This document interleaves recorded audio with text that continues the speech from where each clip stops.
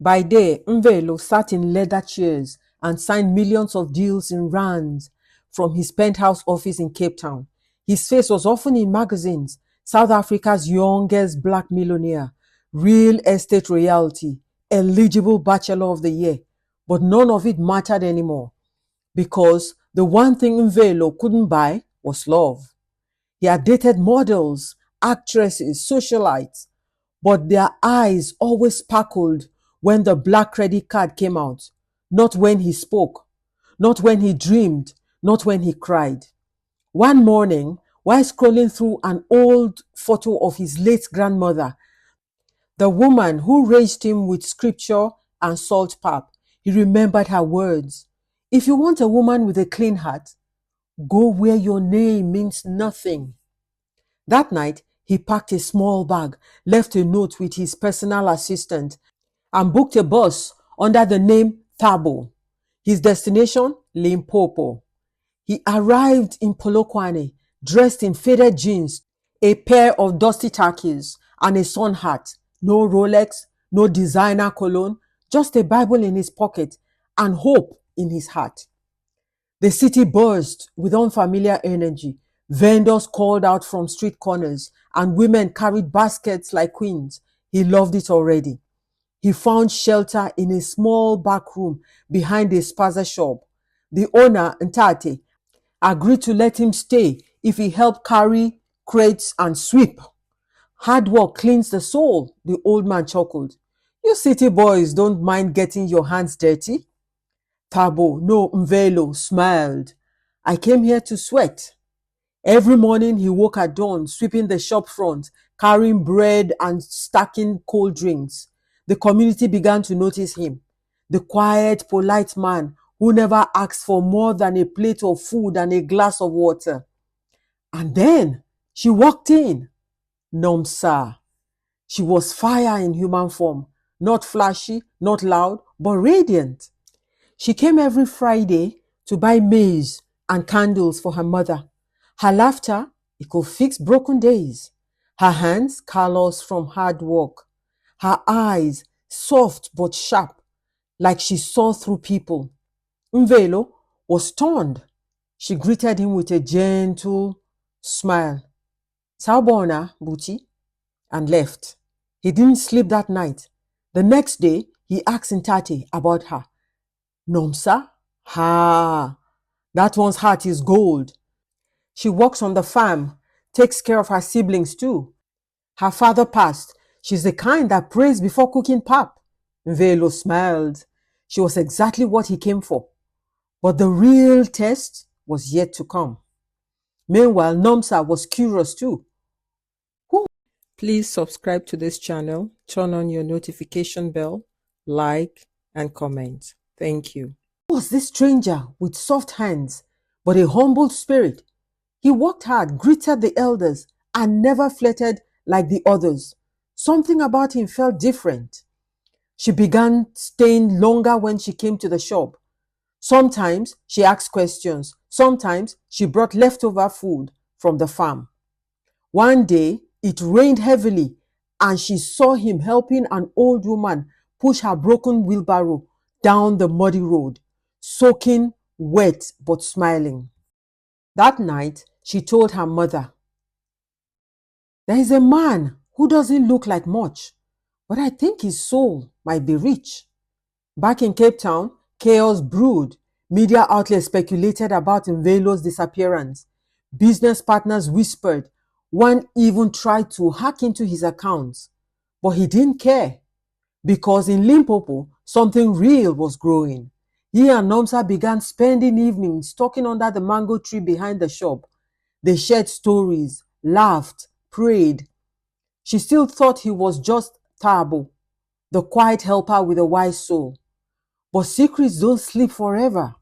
One evening, while walking Nomsa home, they ran into a businessman from Joburg, visiting his aunt. Someone who recognized Mvelo instantly. Yo, you? Mvelo? From Cape Town? Bro, what are you doing dressed like this? Nomsa froze, her heart dropped. She turned to him stunned. Mvelo? Mvelo Mabunda, the millionaire? He didn't lie. He looked her in the eyes, drenched in shame and fear. Yes, Nomsa, I came here to find love without my name or money standing in the way. I did not mean to deceive you. I just wanted to be seen. Nomsa's face was unreadable. She then walked away. The sun rose with fire the morning after Nomsa walked away. Mvelo sat on the bench outside the spaza shop. Dust clung to his face.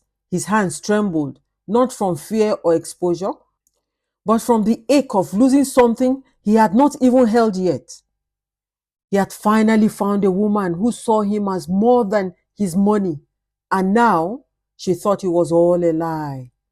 Nomsa did not come to the shop that Friday, or the one after that.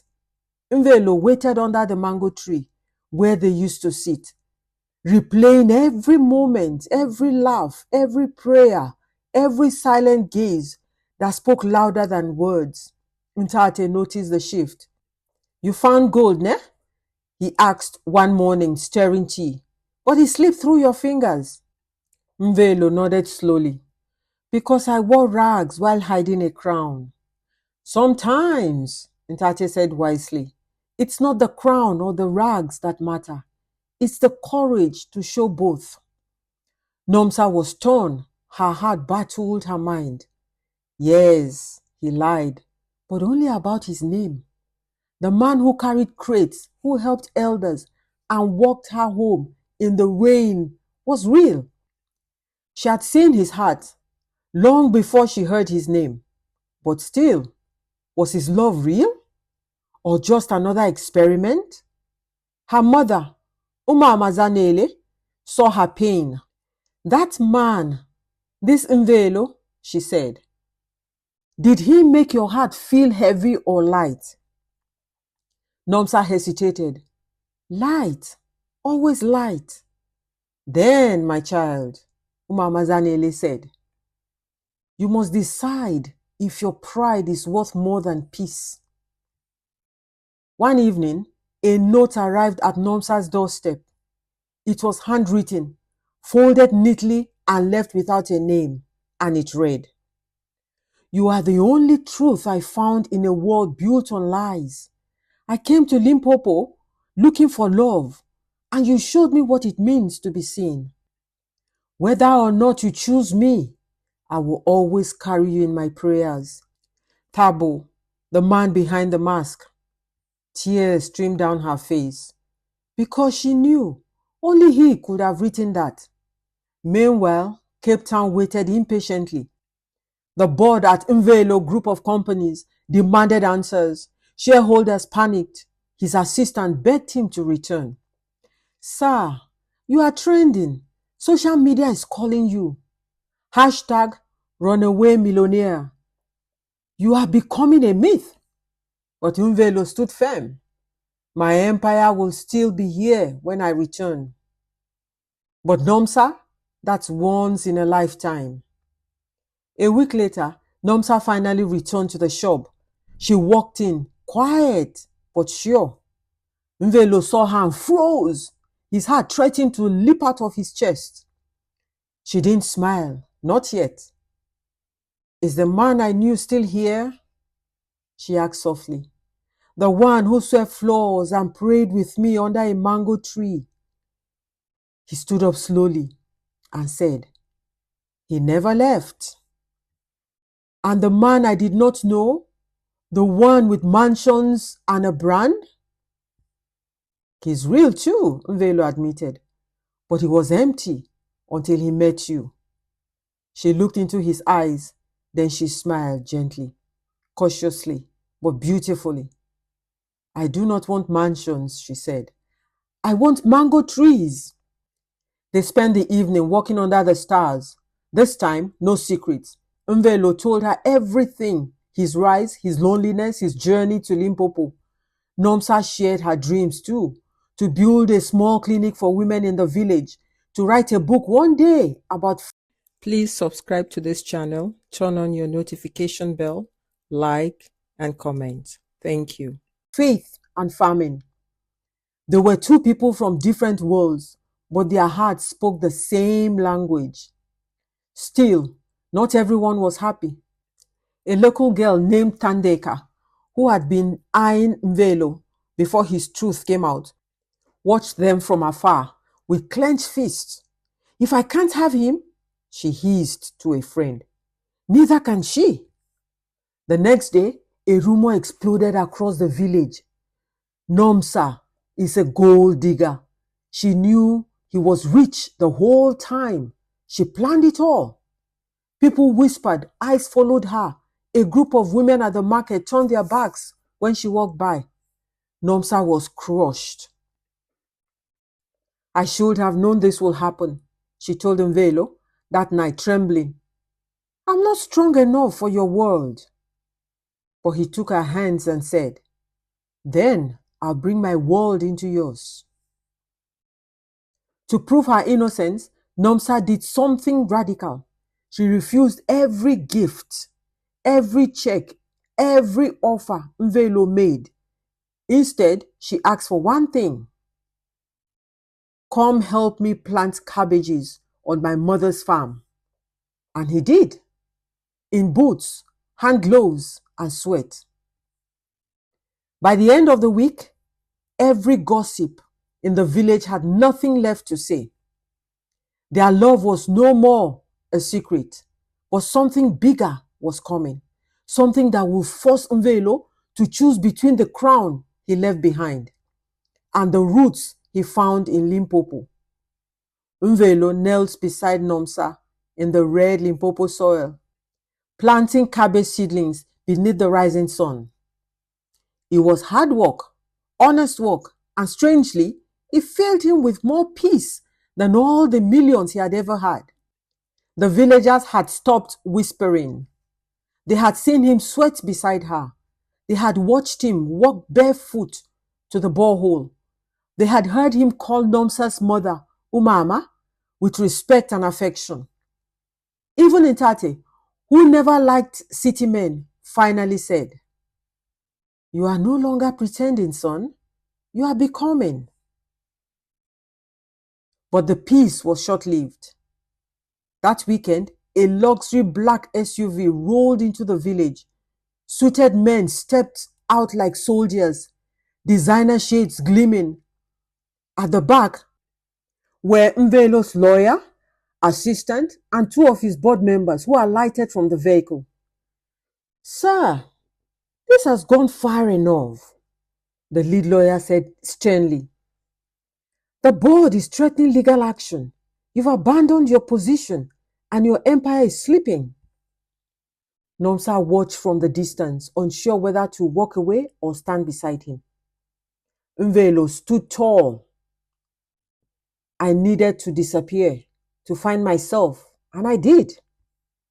"We understand that," the assistant cut in gently. "But people are scared. Investors are pulling out. We need you to come back." He looked at Nomsa, then at the farm, then at the men who once worshipped his money but never saw his loneliness.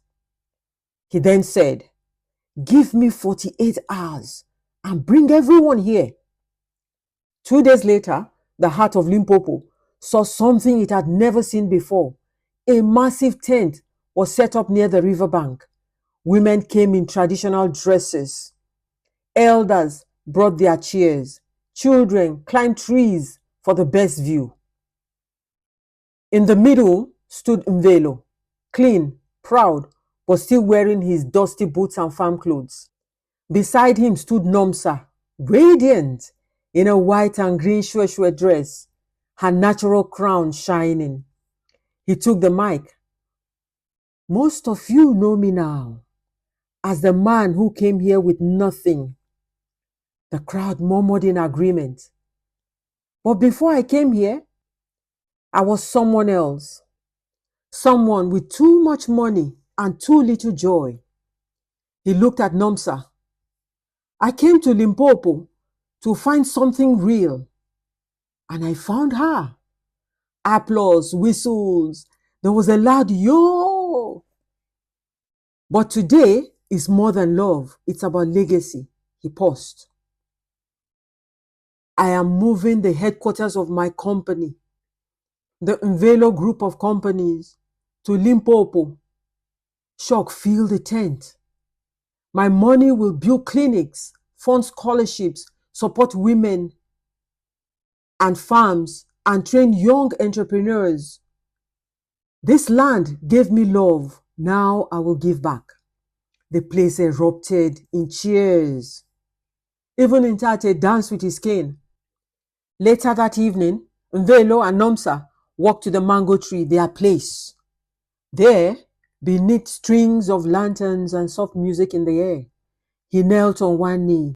Please subscribe to this channel, turn on your notification bell, like, and comment. Thank you. Not as a millionaire, not as a myth, just as a man in love. Nomsa, the woman who saw me when I was nothing, will you marry me? She did not cry. She smiled. The same smile she wore the first time they met. She whispered, yes. Their wedding became legend. It was grand, a blend of cultures, faith, and deep love.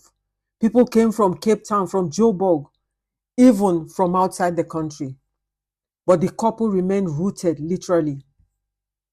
They built their dream home on the very land they had once planted cabbage.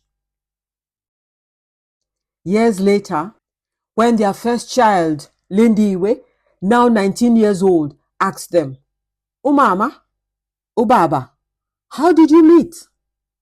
They said simply, God hid a king in a pauper's clothes so he could be found by a queen with pure eyes. And so the heart of Limpopo, under a sky full of stars and mango trees, heavy with fruits, a love born in soil, carried the weight of a crown.